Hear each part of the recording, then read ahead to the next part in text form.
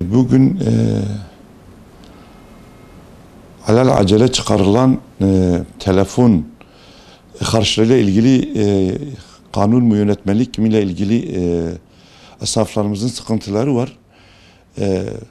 Kararname bugün karar çıkarıldı ve hemen bugün son denildi. Bu konuda hem halkımız hem esnaflarımız çok mağdurdurlar. Vatandaşlarımız yurt dışına çıkınca kendi ihtiyacı olan telefonu getiriyorlar. Pasaport üzerine kayıt yapacaklar.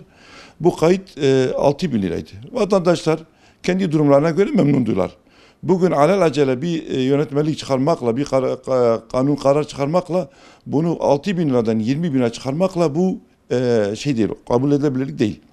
Yani en azından makul bir şey olsaydı veyahut zaman tanısaydı hem bir güne sığdırıldı hem de sistem şu anda yok. Sistem çöktü.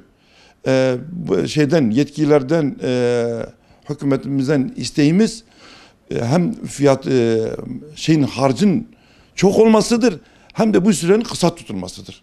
Bunu acilen bir düzeltme yapılsın ve bu eski harç üzerinden yatırmayı uzatılsın ve 6.000 liradan 20.000 lira çıkarmak da bu da kabul edilir değil. Bunu düzeltmesini talep ediyor, istiyoruz.